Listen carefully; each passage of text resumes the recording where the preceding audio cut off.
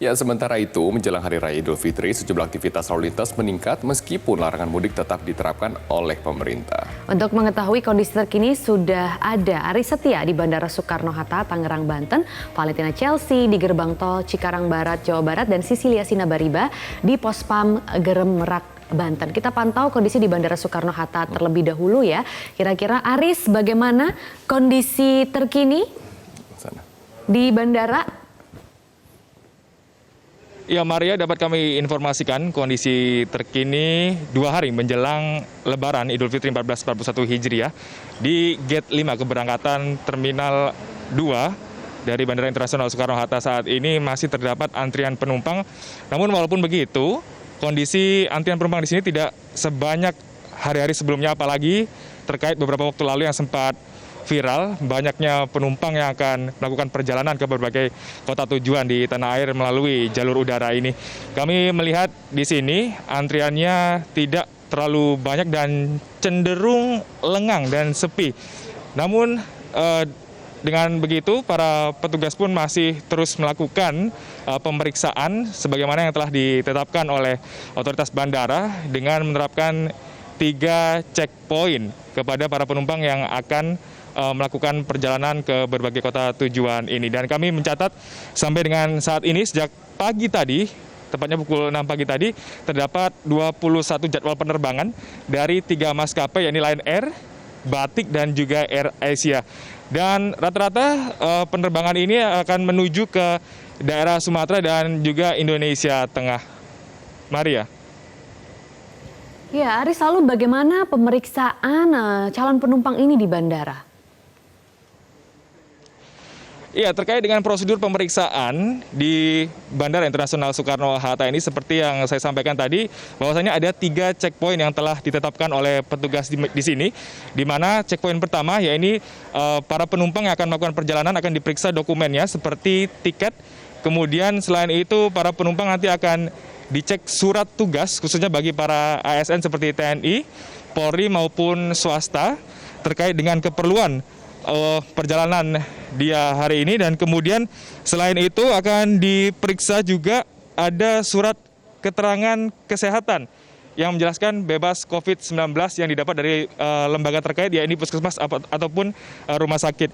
Dan usai dari checkpoint pertama, para penumpang ini akan menuju ke checkpoint kedua yang di situ para petugas akan mempersilahkan para penumpang ini untuk mengisi form data diri, kemudian akan melakukan pemeriksaan surat clearance kesehatan, dan juga ada pemeriksaan HAC atau Health Alert Card atau kartu kewaspadaan kesehatan, serta pemeriksaan kesehatan terkait dengan suhu tubuh dan juga saturasi oksigen. Dan kemudian setelah dari checkpoint kedua, para penumpang ini akan diarahkan petugas untuk menuju checkpoint ketiga, yaitu akan dilakukan pengesahan dokumen dan dilakukan pemeriksaan dan pengesahan dokumen clearance kesehatan oleh petugas KKP atau Kantor Kesehatan Pelabuhan dari Bandara Internasional Soekarno-Hatta. Dan barulah setelah 3 checkpoint itu dapat dilalui oleh para penumpang ini akan bisa menuju ke loket check-in untuk melakukan boarding pass. Dan selain itu berdasarkan surat edaran nomor 4 tahun 2020 tentang kriteria pembatasan perjalanan orang dalam rangka percepatan penanganan COVID-19 ini, memang telah diatur pengecualian bagi siapapun yang ingin melakukan perjalanan ini adalah mereka-mereka ASN ataupun TNI Polri ataupun pegawai swasta yang memang terkait dengan penanganan COVID-19 ataupun juga repatriasi WNI ataupun migran Indonesia. Namun kenyataannya, faktanya adalah tadi yang kami temukan, ada salah satu penumpang yang melakukan perjalanan udara ini dengan alasan untuk pulang kampung atau mudik. Dan masyarakat ini memang menjelaskan bahwa dirinya telah selesai masa kontrak kerja pada 20 Mei lalu. Dan ketika ditanya lebih lanjut bahwa alasannya tidak bisa bertahan di Jakarta ini adalah karena dia ragu untuk bisa menghidupi istri dan juga anaknya, terlebih tidak ada jaminan dari pemerintah. Dan berikut kita dengarkan bersama-sama keterangan resmi dari salah satu penumpang yang kami wawancarai tadi. Ya mungkin agak banyak ya dari minta surat keterangan di kantor kelurahan di mana saya bekerja kemarin, dari RT, RW ke kantor kadesnya, lalu minta rapid test ke rumah sakit terdekat yang disarankan untuk COVID, lalu sama untuk surat jalan dari kantor, mungkin itu aja. Kalau saya pribadi ya, selama dari pemerintah itu bisa menghidupi selama saya tinggal di situ sih, saya juga takut sebenarnya mau pulang kampung ini karena sangat beresiko memang. Tapi kalau saya tetap tinggal di situ, anak istri saya dan saya pun nggak ada pemasukan lagi begitu. Dari pemerintah setempat juga kayaknya untuk bantuan yang COVID-19 katanya 600.000 per bulan itu agak susah gitu. Karena saya bukan penduduk asli sana begitu, Mas. Kalau untuk tujuannya sendiri yang pasti karena udah habis kontrak kerja.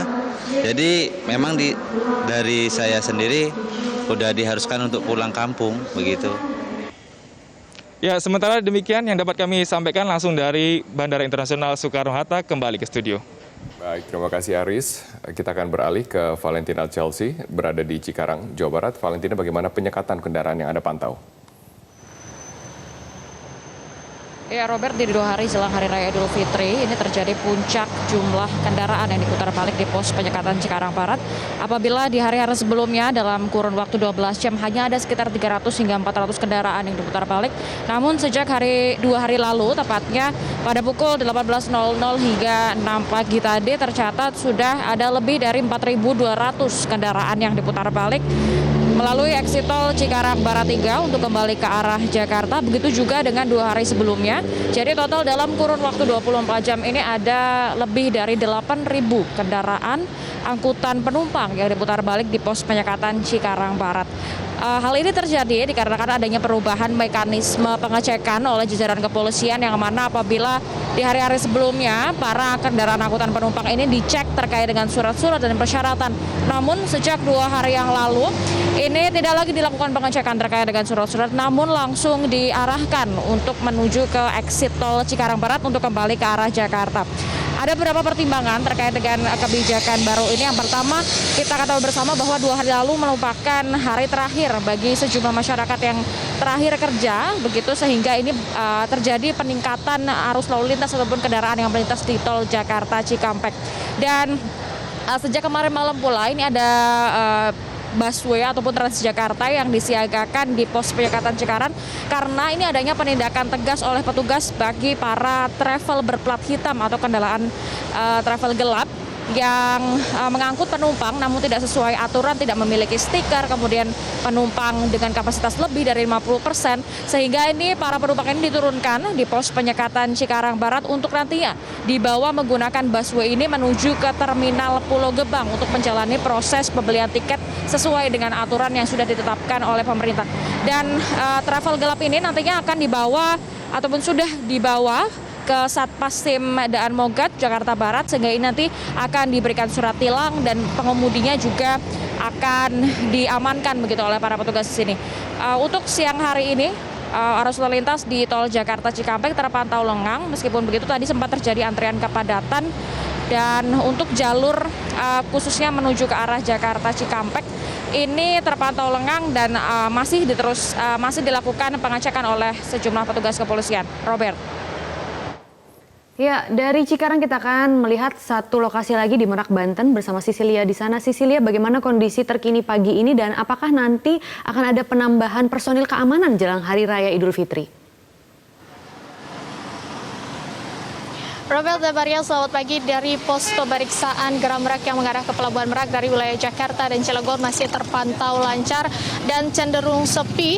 Tidak terlalu banyak kendaraan dari luar daerah yang masuk ke wilayah ini menuju ke Pelabuhan Merak, hanya didominasi kendaraan masyarakat lokal yang ada di sini. Karena sebenarnya untuk volume kendaraan yang melintas di pos pemeriksaan Geram ini fluktuatif setiap harinya, namun kenaikan ataupun penurunannya tidak terlalu signifikan. Meski demikian ternyata masih ditemukan sejumlah pengemudi yang masih nekat hendak melakukan perjalanan mudik ke Pulau Sumatera melalui Pelabuhan Merak, Banten. Total hingga hari ini dari tanggal 24 April 2020 yang lalu atau sejak pemberlakuan atau larangan mudik, tercatat ada 1.403 unit kendaraan yang diputar balik oleh para petugas gabungan yang ada di sini. 605-nya merupakan kendaraan roda 2, 775-nya merupakan kendaraan roda 4, dan sisanya merupakan kendaraan roda 6. Sementara itu jika bicara mengenai apakah akan ada penebalan personil jelang Hari Raya Idul Fitri, Kapolda Banten sempat mengungkapkan bahwa tidak menutup kemungkinan akan ada penebalan personil keamanan jika melihat nanti akan ada penambahan, apakah akan ada penambahan volume pelanggaran ataupun akan peningkatan volume yang melintas dan masuk ke wilayah Pelabuhan Merak. Penebalan personil ini utamanya nanti akan dilakukan di Pelabuhan Merak, Banten untuk mengantisipasi adanya mereka, para pengendara yang masih nekat melakukan perjalanan mudik. Sementara itu pemeriksaan secara ketat masih terus dilakukan meskipun terjadi penurunan volume kendaraan yang ada di pos pemeriksaan Gerem Pelabuhan Merak ini. Di antaranya para petugas akan memastikan bahwa para pengendara yang menuju ke Pelabuhan Merak membawa surat tugas, surat bebas COVID-19, dan juga tidak bertujuan untuk melakukan perjalanan mudik. Demikian Robert dan Maria, kembali ke Anda di studio. Baik, terima kasih Sisilia atas informasi Anda. Sebelumnya Valentina Chelsea dan juga Aris Setia.